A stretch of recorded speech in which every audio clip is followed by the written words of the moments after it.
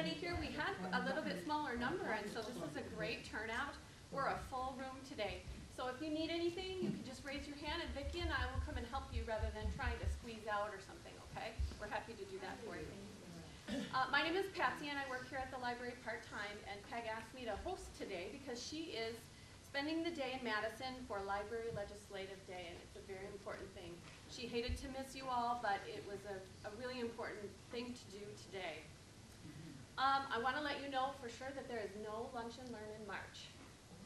Peg will be in Hawaii, and so she decided to just take the month of March off. But we will have one in April and in May. If you want to know those subjects, I can share that with you afterwards. There's some Money Smart Week items going on in April, so that's kind of interesting. The February film series is going on. This Thursday's movie will be An Affair to Remember. And we always, of course, have popcorn and movie snacks, and this month we have tissues. All the Thursdays in February we're having a movie. So each Thursday in February this month, and then we have also the monthly program going, and they kind of cross this month. I want to tell you about a really interesting exhibit that's coming up. I think it's going to start in May, but we want to tell you ahead of time because it takes a little work. It's called the Peeps Diorama. So the show is the Peeps Show, and if you want to participate, you just create a diorama using those marshmallow squishy Peeps, and you just make a little creation or a creation of a book or a story or a scene, anything that you want. It doesn't have to be all edible like the gingerbread house exhibit was, but it should be a lot of fun. You can go online and look at all kinds of different fun ideas, and that is going to be we'll have entries and we'll have voting, just like we did with the gingerbread house. And right now, Peeps are on sale for Easter, so it's a good time to go and get your little marshmallow chicks and bunnies. Today, our speaker is Sue Vater Olsen. She is the librarian in Scandinavia, my hometown. And she is going to tell us about her Wassaw Island Loggerhead turtle adventures. So, come on up, Sue.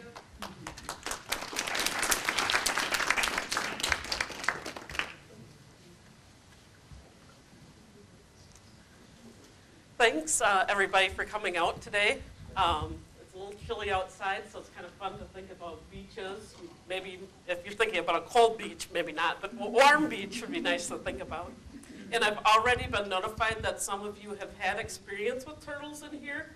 So if you have any questions or corrections while I'm speaking, just let me know. And I'll be happy to address those as needed. This past May, I went to Wassaw Island, which is an island off of the Georgia coast, a little bit south of Savannah, to work with the Coretta research project. Coretta is the scientific name for the loggerhead sea turtle, and was able to help out in a project to document and learn about the loggerhead sea turtle. And this is a map of the Georgia coast. Savannah is up towards the top, and in the top third you can see the Wassaw National Wildlife Refuge, and that's where the research itself was conducted. And here's a map of the island itself. A lot of it's just marshy area, but from where it says Battery Morgan on one end of the north end of the map, all the way down here is Sandy Beach. That's good loggerhead turtle habitat. And the primary job of the volunteers during the nesting season is to monitor the beach and find where the turtles are laying their nests, and then monitoring the hatching that happens afterwards. And so it's about 7 miles from one end of the island to the other that's monitored, and the turtle activity takes place at night. And so it's a wonderful experience of completely flipping your schedule for a week to be a nocturnal animal rather than a diurnal animal. And just a little bit of basics on the loggerhead sea turtle life cycle. Females reach sexual maturity after 25 to 30 years. So they're a little bit slower than humans. And so they'll come to the beach where they were born or their egg was hatched, I suppose you could say. And they'll return to that area and nest when they start reaching maturity. And they'll, during one season, they may lay several nests. So they can, they might have up to 7 nests or more in one season. So they'll come to the beach, lay their eggs, about 100 eggs per nest, and go back out to sea in a couple weeks, return and nest again. Those eggs will incubate and hatch out in about 60 days, a little bit less than that. The nest is left alone on the beach, and the hatchlings will emerge in the early dawn or in the dusk time hours. Look for that reflection of the light on the sea, go out to sea and swim off, and are not heard from again until the females return in 25 to 30 years, hopefully. And the males stay out at sea for their entire life after they're hatched. So it's a long process, this 30-year cycle, and it's kind of neat seeing what's happened over time as far as the number of nests that are seen and documented. What does, on that picture, what does the red writing mean? So the red Dangers? are the dangers to the animal at that part of the life cycle. So, for example, the eggs, in some parts of the world, eggs are still harvested by humans for consumption, and so that can be a main problem. In the U.S., that's not very much of a problem, but other parts of the world it is. Feral animals are another problem.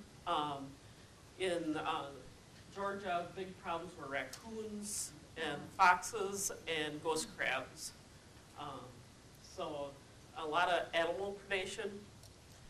During their life cycle, a lot of things that humans do interfere with their reproduction and success. So fishing can, they can become entrapped in the nets and fishing lines. They can consume plastic waste, and one of the main food sources for the loggerhead sea turtle is a jellyfish. And plastic bags, like plastic grocery bags, and mylar balloons, when they're in the water, they look very much like a jellyfish. And once the turtle consumes it, they're done for. They can't regurgitate it and they can't pass it. And so that's the end of the line for that turtle. So that's another big problem. And then habitat loss is the other problem. They need these sandy beaches with protection from habitat loss. So if somebody's out, raking their beach continuously, keeping it very nice and tidy for humans, it's not necessarily a good site for turtles any longer. As well as light pollution being a problem. Orientation back to the sea, especially for the hatchlings, is really important. And if there are other light sources in the area, the hatchlings might travel in the wrong direction and never make it to the water. So they've got quite a few different natural and man-made hazards, I guess you could say.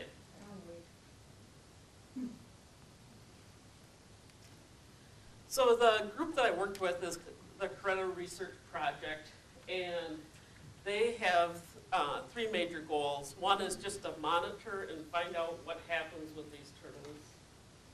Also to contribute to their success. One of the big things they do is help prevent predation by the foxes and raccoons and things. and also to educate and involve the public in this research about turtles so people can understand what goes on and how humans interact with them.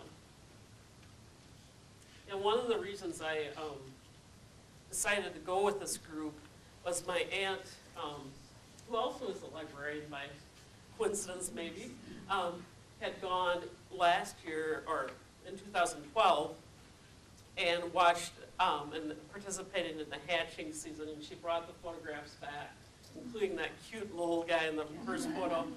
And I saw that, and she said, I want to go and see these females laying their eggs. And I said, great, let's go.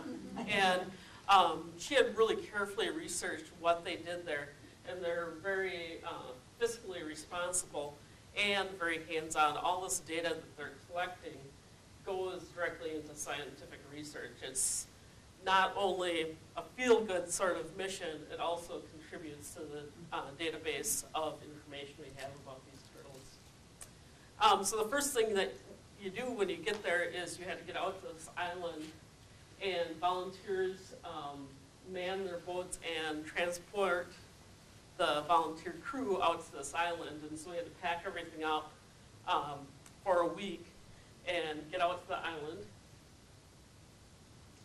And I don't frequent these places with really fancy boats, and I was really amazed to see the forklift going into this racking and picking up our boat and then placing it in water. So that was a treat for me.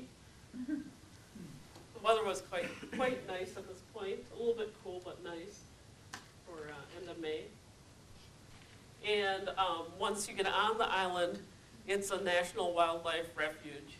And so boats will stop on the island, and there's daytime excursions people can take. There are hiking trails, but it's closed to the public during the nighttime. And there are things like no camping, no fires, and so forth on it. So there's a few trails going around, but it's quite remote. Not a lot of public movement on the island. And the team gets around on the Kawasaki mules. And we had two buildings that we stayed in during our time there. This is a staff building, and it had a couple bunks in it, full kitchen, and a shower for the staff members. There are two staff members there on the island with us. And the volunteer house. And the volunteer house is just bunks and a flush toilet and a cold shower. So the amenities weren't real fancy, but certainly manageable for a week. And during the day, we had the option of doing a variety of different things. We could go out hiking on our own if we wanted. We could go out with the scientists and set up things on the beach and do some maintenance. Or we could just sleep in, which was a common activity. But here we are out on the beach. You can see the tide's out, and it's quite a wide beach when the tide is out. And this May is the first week of observation during the hatching season, or laying and hatching season. And so there's a lot of things that need to be set up on the beach while we're to prepare for the week. This is one of the areas that we had to monitor, and it was really good to see it during the daylight because we'd go out at night and we'd split up into two teams, two different Kawasaki mules. One would head north on the beach, and the other one would head south. And we'd monitor about 3.5 miles either direction. And we had to navigate this in the dark.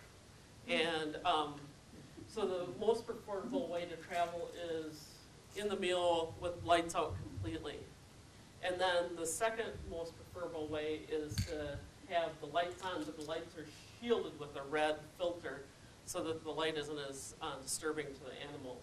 And so in this area, we'd have the red filtered light on while we were navigating through it. What are those mound things? Those are our stumps from palm trees. And one of the problems that the turtles face is beach erosion. And this is an area that's been eroded quite a bit, and you can see that there had been living trees here at one time, but they're dying back because the water is moving in on the shore.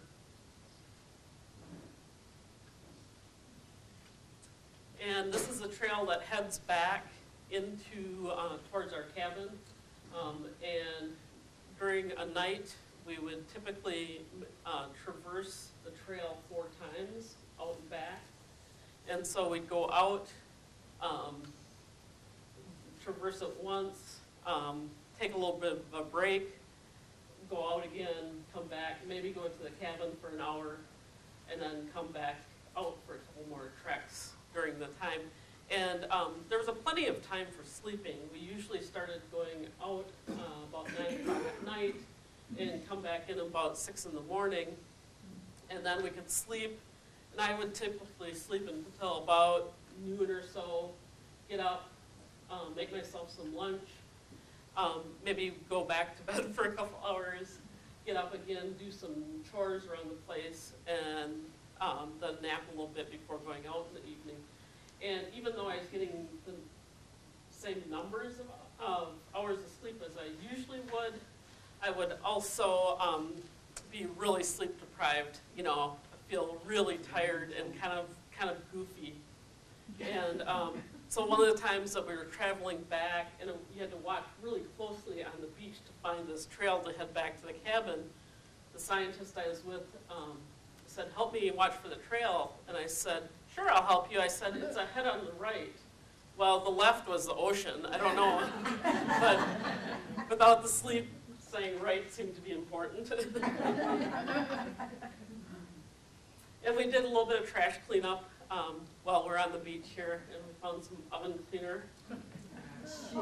There's all sorts of stuff washing up, you know, and, you know, maybe this was on somebody's boat, you know, and they had an oven they needed to clean. This is a really horrible picture, but here's a Mylar balloon that I found on the beach, you know, and so one of the prime candidates for plastic death. I found some kind of interesting things. This flower, it's a little plastic flower with a green stem out of it, and it's maybe 1.5 inches long or something. But natural roots had started growing on it. It was floating in the ocean. And I just thought that was a really neat juxtaposition of 2 completely yet similar things. And the other little guy is a sea pansy. It's a little multi-celled animal that just kind of wafts in the water on the seabed. And that was maybe an inch long or so. And just a little guy, he was done for when I found him. Had washed up. And, you know, we, some of the bigger pieces of trash were good landmarks for figuring out where we were on the beach. And here's a child-sized chair. This is my Aunt Barbara that I traveled with. And then we also put up markers along the beach as a quick reference point. So the protocol was, if you'd find a nest, you would say, well, it's between marker number 5 and marker number 6. And you'd also mark it with a GPS, but number 5 and 6 was just a quick reference point, so you could find it without a GPS. And here we are setting up the sign. And somebody had just donated new signs with reflective lettering on it, so that was a nice addition when you're looking for these signs in the dark. And I'm with Chris, the senior scientist that runs the project, talking smart about something. Did you read those signs up through the winter then? They came, Take everything down? yeah, everything comes down and then they go back up the following year. And some of the vegetation was quite thick on the beach. The signs have to be up above the high water mark. And you need those signs so you aren't all counting the same thing. Like if you find something on Tuesday night, how is it a person coming on Wednesday night couldn't find the same thing? It's one way. We also marked them with the nest with reflectors as well. Okay, good, so Yeah, it's marked and. so it is and marked. counted. But it's just a general reference point. So if we're discussing something and saying, oh yeah, I saw something really interesting by this nest, we could quickly just say it was by number 5. How'd you find the nest? What is the nest? Do you have a picture of it? Yeah, I've got a picture of this coming up. That's okay, that's a great question. Another sign, there's a little bit about embankment here. There was a cockroach in the kitchen, and I said, well, it's not going to hurt me, so why don't you take a picture of it in my hand? And it was so fast that it was up my arm. No time. But you know, for a Wisconsinite, that's a lot of fun. For anybody living in Georgia, it's just a pest. But I call them tornado bugs when I'm with trail crews out, so cows get parents don't freak out. oh, right, a nicer name. And here's our team. It was nothing compared to today, but it was unusually cold when we were there. And we were sent a packing list ahead of time, and the amount of gear that we could carry was limited because we're using volunteer boats and we're using these mules to transport things, and so you don't want to haul too much junk out there for just a week. And so, you know, one sweatshirt, a pair of long pants, some wind pants in case it's windy, something with a tight weave on it. And so I packed very conservatively according to the list, and I wore every single layer all at once.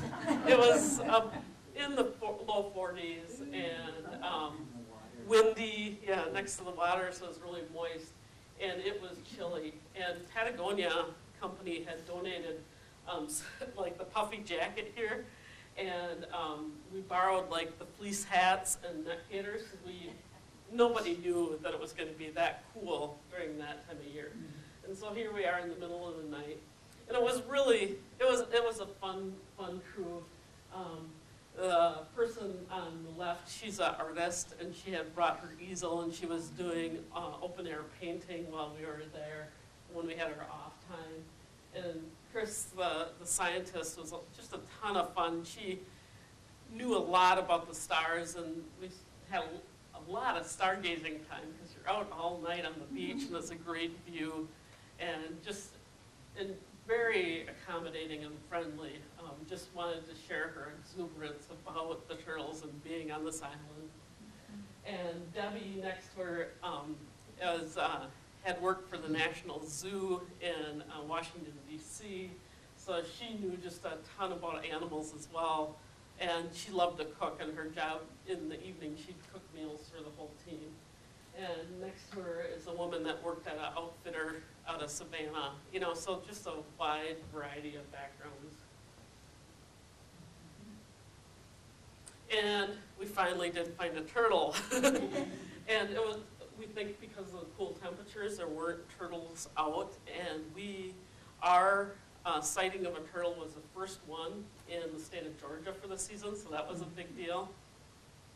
And we really tried to minimize the light around the female when she came up, and so we did use red light near her hindquarters to monitor her laying, but we didn't use any other light while she was laying. You could tell that she was there because she was about 3 feet long, 350 pounds, and she makes this plows this big trail through the sand that's perpendicular to the water line. And so you're watching for that. But between the inexperience and my sleep deprivation, and it just seemed amazing to me that, you know, you'd put any of this together in your mind. But we were driving along and we found her trail going up the beach. Depending on where the tide was, it would take up to 45 minutes for her to travel one direction. And so Chris, the senior scientist, was with us, and she said, oh, there's a track, I'm going to go look and see if there's a turtle up there. And she was on her nest, she was already laying eggs. And so once she ascertained that she was settled, she invited us to come up and watch. Now, they say the turtles go into sort of a trance when they're laying the eggs. I would just say that they're really determined. They're not going to let you scare them off their nest. Now, if you arrive while they're in transit, they might turn around and go back to the water. But when they're on the nest, they'll stay there and finish their job. And the volunteers just do as much as possible not to be intrusive. How big are these eggs? About like that, ping pong size, kind of rubbery in texture. What How do we do they see taste? besides the eggs? Where's my bouncer? I need somebody to throw that. So this is a flipper right here. A flipper, the rear flipper is here. The eggs, and the tail is kind of pointed towards Above the egg. Yep, above the egg there. And she laid, I'm not going to remember exactly how many this particular 80-some eggs. And we didn't count them at the time. She had already started filling her nest and had laid quite a few. But when hatching time comes, there's a team there monitoring.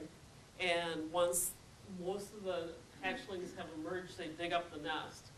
And then they count how many eggs there were total, how many were unhatched, you know, a multitude of data points on that. Well, this turtle was here. We measured how long she was. There are metal tags that go under the flippers to mark externally who she is. And she had lost her metal tags over time, so we put new tags on her. And she also has internal tag, kind of like the pet finder tags that your dog or cat can get. And they have a scanning device. It's just a little handheld device that they wave over the area that the tag would be if it was one in there. And she had one of these tags. She had been tagged previously 10 years ago on a neighboring island. And so she had been kind of gone for some time, and she had shown up at a different place, which was kind of interesting. But they do come back again and again and lay eggs, but by the time they're 30, when they come back, they'll go on laying eggs. Every year? Some turtles were showing up every year, but more likely every 2 or 3 years. How do you internal tag them? A little gun. Just That like would- chips and dogs. Yeah. So you kind of go underneath the shell and Or, well, more in a fleshy area, so like it's, under a fin? yeah. Oh. But Yeah. how do you get close enough to them to do that? She's very focused on laying her How eggs. do you do it while she's, So, yeah, while she's laying the eggs, you do that. oh my gosh. And then we also took a skin biopsy on her neck. And there was research being done on what they're feeding on, and you can tell from the skin biopsy. And the researchers would take one egg out of all the eggs in the nest, and that would be sent for research on DNA. So this group was really intensive in the amount of data that they collected. And there are other islands that they might be aware of a nest somewhere, but they don't know which turtle it is. They're not capturing as much data, so this DNA data can be used to help link different sites, even if the turtle isn't seen itself. Yeah, you said that the turtles would go back to the area where they were hatched. Mm-hmm. Now, you also said that this one turtle had been, I don't know, identified in another island. Mm-hmm. She hadn't read the manual. Okay. Yeah, so most of them return to the same spot. Is this an area where the gulls come in and are heavy predators while they're laying their eggs? I don't know about gulls in particular, but if this area was to be just left without any human intervention at this time, there'd be about 100% predation by the raccoons and foxes and crabs. Oh, And so it's pretty critical to their success in this area that there's somebody around. And once she started moving off the nest and she was done laying, then we were allowed to take a couple flash photos. And, you know, it's a kind of a compromise between not disturbing her and letting volunteers have a little piece of the experience to take home with them. You can get a little bit of her size. She's got a couple of barnacles on her, but she was really clean. Some of them you can see a photograph and they'll have algae and different plants hanging off of them and parasites. Some of them might have shark bites or propeller marks on them, but she was really clean. Do you ever clean them up then, if you have that kind of stuff on your shelf? It's a natural process. Do they leave them alone? Mm-hmm. How And big did you say she was? How about long? 3 feet long. Yeah. Maybe they think it's just lightning. Just what? Lightning. Lightning. Flash. Oh, maybe. Well, it was interesting because I think I got too close to her taking one of the flash photos, and she was making a beeline to the water, and she was moving a lot faster than I had predicted. You couldn't just stand in one place and take a picture, and then another picture you'd want to move with her. And Chris, the scientist, said, "Wait, she's reorienting," and she made a full circle around, and then continued on to her destination, and it was right after I had taken a photo. And, you know, it takes so much effort to move that mass on land when they're designed to be swimming in the water. You know, I felt badly that she had to take that extra step. The other thing that was really neat is that on her shell, she had bioluminescent plankton on her, and you could touch her shell and it would glow this blue, eerie blue color, and it would just linger for a few seconds and then it'd be gone. And I had no idea that that would happen or be possible. Did you mention how long the average egg laying process is while they're in labor, or what? I didn't. I'm trying to remember what that, about, I would say maybe 20 minutes, half an hour. Yeah. Yeah, so she's there for quite a while, and we were able to gather the data that we wanted, and then just sit and observe her for a while. Is there others coming in as well, or is it just this one, or? We just saw the one during the week, and we were hoping for others, but it was, I think they were out maybe huddling because of the cold. I don't know. They were waiting for warmer temperatures for their egg laying. So it was a little bit disappointing. They need the warmth of the sun to hatch the eggs? To keep the nest temperature up. Too cold, they didn't want to waste their eggs. Does the temperature of the sand have anything to do with being female? It does. I'm trying to remember which direction is male and which one's female, but yeah. The average temperature of the nest will determine what the majority of the sex of the turtle's hatching is, which is great. I don't know. So you can see the trail that she's leaving behind her and the tracks that our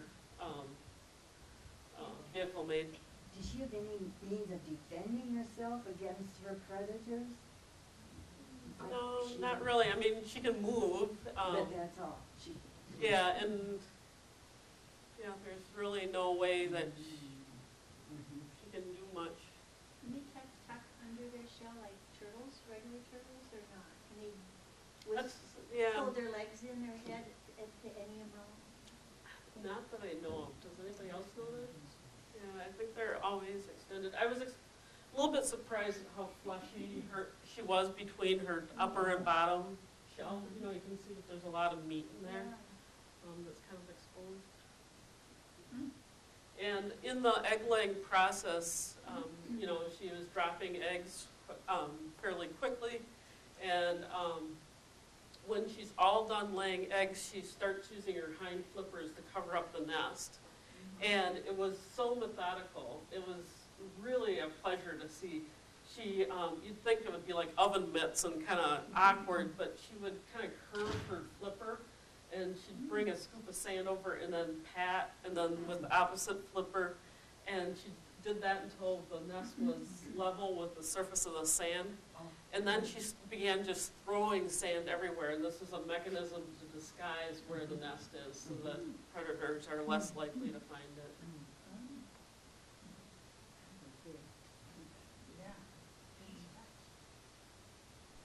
And here we are the next day. At the time that the nest was laid, we put down a piece of hardwood cloth, maybe with a 1/4-inch spacing on the mesh, and then a piece of plastic that's a little bit heavier than snow fence. And this will help keep the predators out until the hatching time. And it also has a reflector on it and a tag on it to identify which one it is. So do you calculate when you should take that netting off? So they keep track of when it's likely to hatch. And getting close to that time, they remove the hardware cloth. And the plastic netting is large enough that the hatchlings could move through it if they would be hatching when nobody was there.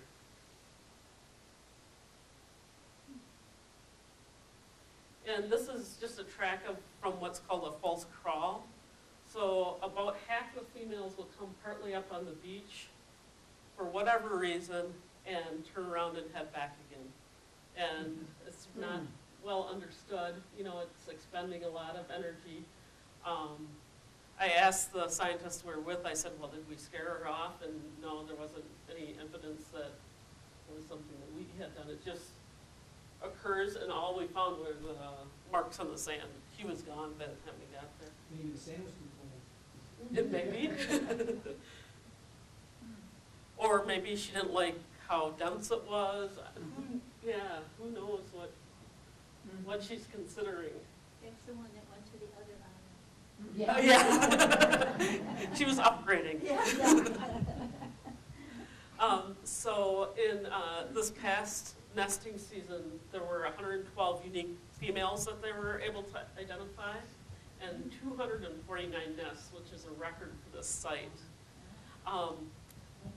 About half of them were left where they're laid.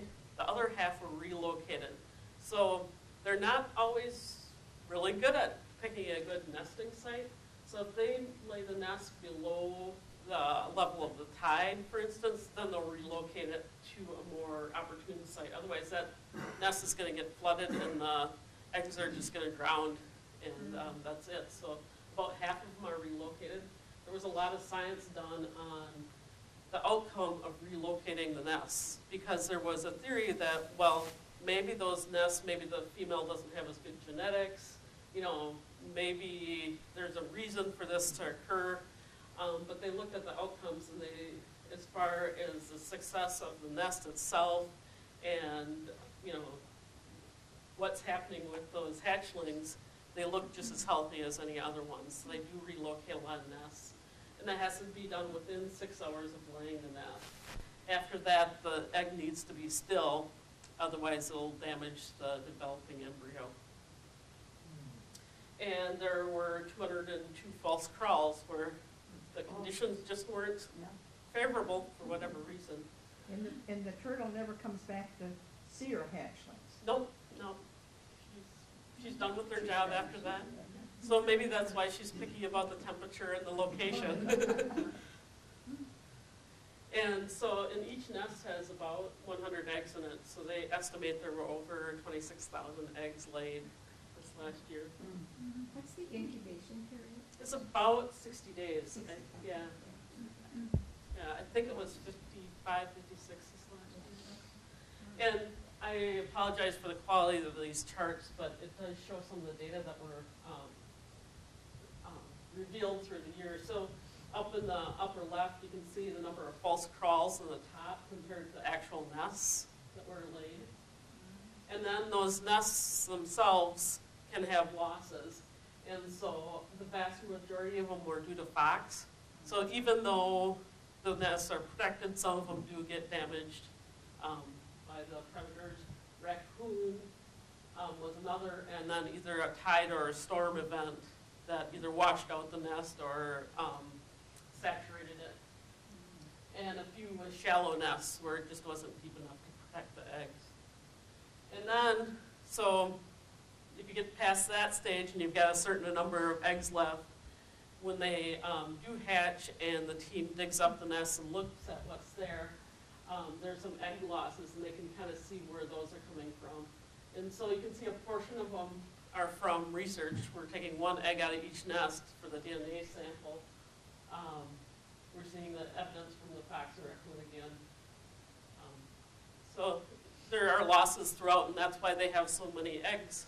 What do they do with the egg that they take and run the research on? Do they let that egg grow and? It's damaged. It's so it's taken out, and then actually that very night the shell is removed, and it's added with alcohol into a vial, and then shipped off to the research university. And so that one's gone for. What's the ghost crab? Is there any studies done on survival rates of the hatchlings? What the common number is 1 in 1,000 survive. And I said, well, what about these guys? You know, they've got a much higher success rate between being laid and actually hatching out. What is it in the ocean? And it's still an unanswered question. So you have work ahead of you. Was there another question or comment? What's a ghost crab? A ghost crab is just a species of crab that's common on the beach. They can get up, you know, like this, that big, and they like to eat turtle eggs. There was scrupulous people who rob these nests and they sell them. They eat them. Yeah, so there are cultures where turtle eggs are tasty, or the most available food, or you know, people might think they have a special property or a magical substance in them, so they are eaten in some places. Do the hatchlings have shells? So when they do hatch, there's a shell in the egg, and then when they hatch out, they crawl through the sand and disperse. Then they're done with their shell. But I meant. Like the hard. Yeah. They're more tender from what I can tell, but I didn't get to see that part of the process, so I can't speak to it very well. I'm not sure I understand what a false crawl is. So it's when a female comes up onto the beach as if she was going to nest, but she makes no nest. Oh, that's for the adult. Oh, maybe it was after the hatchlings were. No, it's for the adult female. Okay. I was fortunate enough to be in Mexico a couple weeks ago, and I went to 2 sanctuaries. And you asked about somebody taking the eggs or whatever. Even if you're a native Mexican, if you're caught with an egg, the fine is $10,000. Yes. Well, I think it's wonderful that they, put a law into effect like that. And you were right. The survival is about 1 in 1,000. And what they did there, they had volunteers, and at night, during the hatching season or the laying season, they would scour the beach, and whenever they found a turtle coming up laying the eggs, they would wait until she finished. They dig up the eggs, put them in a fenced-in area, and wait till they hatch. So what they would know is that they would level out the sand, but when the sand had a concave on top of it was concave, they knew that the eggs were hatching. Okay. Yeah, and they were volunteers. I was fortunate enough to have a little turtle and release it to the sea. And what did you think about the shell, or was it real hard? Did you tell, or? It didn't seem soft. Okay. I don't know if that's a correct answer, but I didn't want to hurt the turtle, so I didn't squeeze it. What kind of turtles were they? As far as I know, the same turtles that you're talking about here, Loggerhead. How do the little ones, how do they break the shell to get out? Do they have some kind of a beak or something? Yeah, their face is kind of beak-shaped, and I don't know about that biology very well. Why didn't you ask one? You have to stay longer. I do have to stay longer. Yeah. Are these the same turtles that probably come up in Central America also, or in Costa Rica, the beaches? Yeah, there are different varieties that nest in different regions, and I think the Loggerhead territory goes that far south, but it's been a little bit since I've looked at that map. I did bring my book though, because I'm a librarian, I didn't bring a book, so afterwards we can look it up.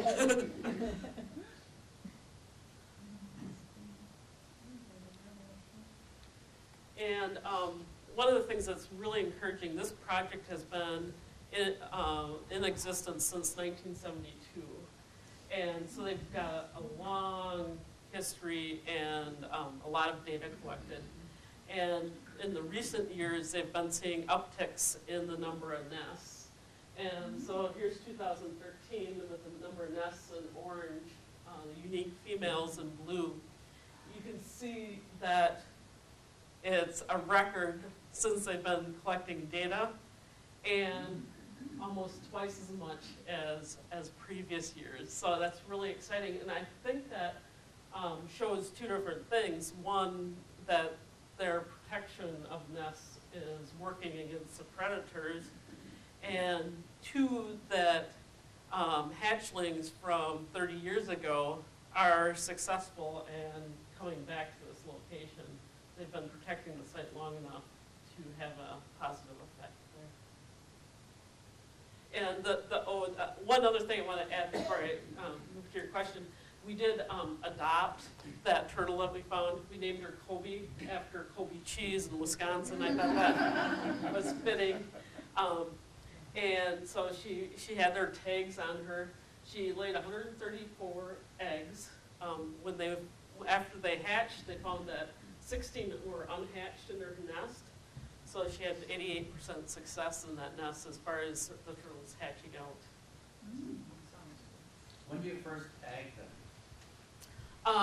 So they need to be on the nest to be tagged so that they're, you're not going to stop this 300-pound animal from moving unless she's stationary for some reason. And the external tags are there so that if somebody sees the turtle and they don't have a device to scan her, that they can see who it is. And the internal tag is there because those metal external tags drop off after some time. And so we did put metal tags under her front flippers.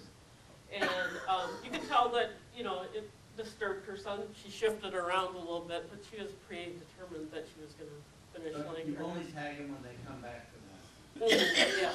The babies don't get tagged. No. What do they do with the unhatched eggs? They research on it? So the unhatched eggs and all the refuse is reburied, and then at that point the predators are allowed to scavenge it. How big are the babies? They're little guys, Oh, little munchy, little tidbits, I would imagine. I hope they survive when they get into the ocean. Well, and they've got lots of things that like to eat them there as well, so they look like lunch to a lot of different species, I think. As far as the unhatched eggs are concerned, do they ever open them and see if, for lack of what they would call it, a fetus inside? I'm sure somebody has done that. I don't know anything about it. I mean, if it just never developed, or? I would think that somebody has studied that at some point, but I don't know anything about that. Do you know if divers play with these turtles out to sea? I've seen a lot of photographs of them out at sea, and it seems like people are able to swim fairly close to them. I don't really know a lot about it. I do know that it's that they're still researching where the turtles are living and what they're doing while they're out at sea. The skin sample that we took to see what they're eating, it seems like some of the females are eating a lot of seaweed and coming in, and but others seem not to eat for some period of time before coming into nests. So they're still figuring out what they're doing when they're on their off season. So how widespread is their distribution in that 30 years from hatch to return? How many nests? I don't know, how big an area do they cover in the ocean? Are they everywhere? Do they swim to Africa and back or something? Or how do they spend their time? I think TV is really big. I'm not know, I don't know how to pronounce this correctly. The Sargassota Sea, yes, that one. Apparently the Loggerhead spend a lot of time there. Let me look at my book because I really want to answer that. If I can find quickly their distribution map.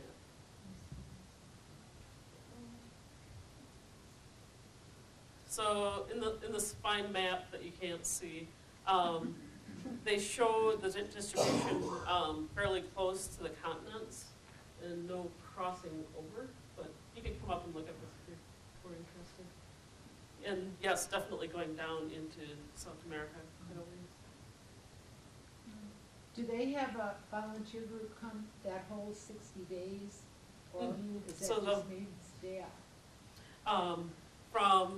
So we were in the first group at May 11th, and I think the last group was September, maybe the first week of September or something. If you go during July, for instance, you can see both hatching and nesting activity, and I really don't care for hot weather.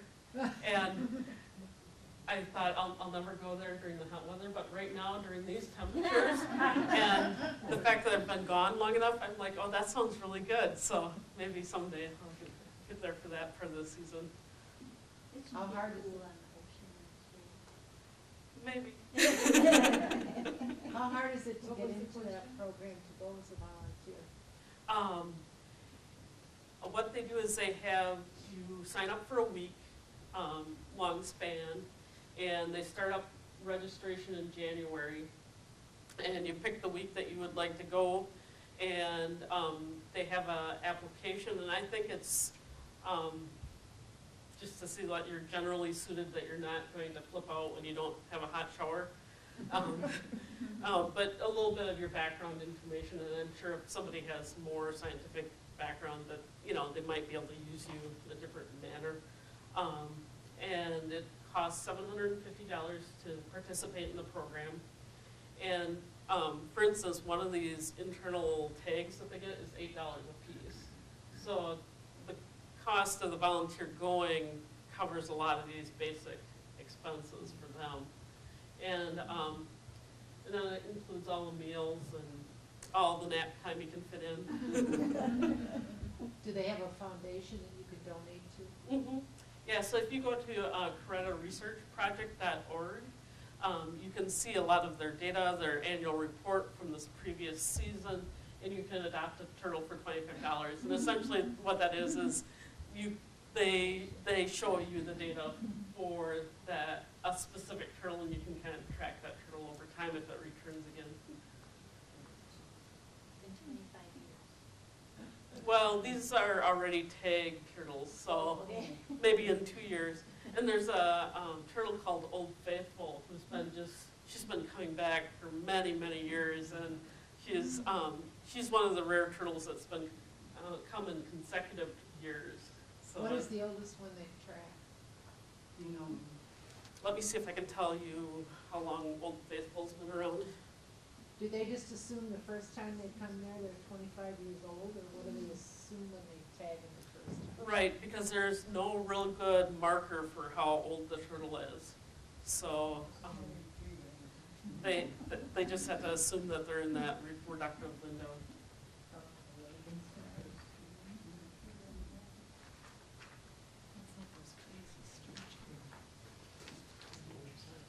Well, this might be too much research.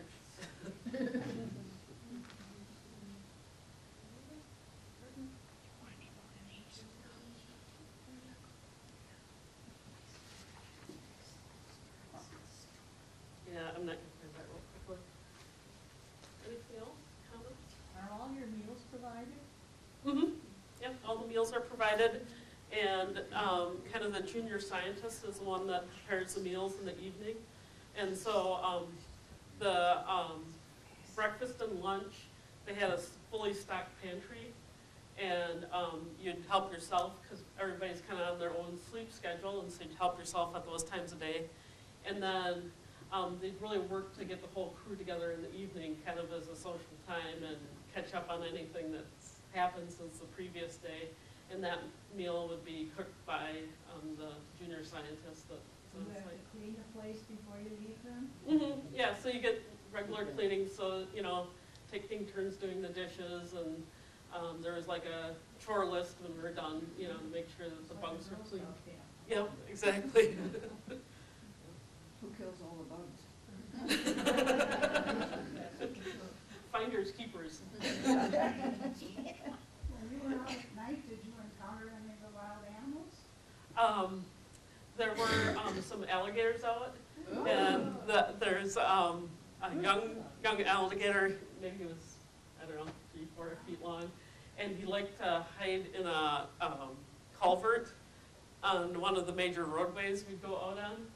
And you're riding in the mule, and 2 people are up front, and then 2 people are in the back of the mule riding like in the bed.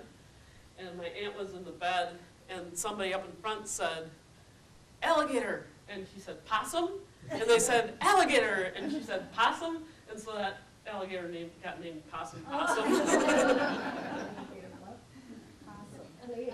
What do you do when you encounter them? Do you try to encourage them to get off the beach and go back in the water, or you just leave them alone? Oh, the alligators are off the beach already. They're in, I don't know, the central area of the island where it's more wooded and swampy. And so you just give them adequate space. You really don't want to pick a fight or anything. So when you come to the nest, they don't come in your house? No, the alligators aren't a problem for the nests. Seagulls are,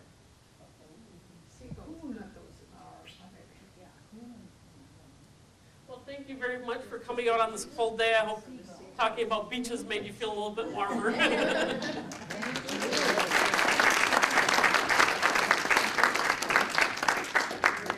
Thank you, Sue. That was really, really educational and a lot of great questions. I just want to remind you once again that next month we will not be having a lunch and learn, but we will in April.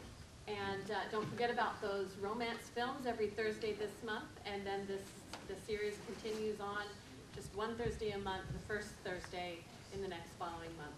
So thank you for coming. Thank you.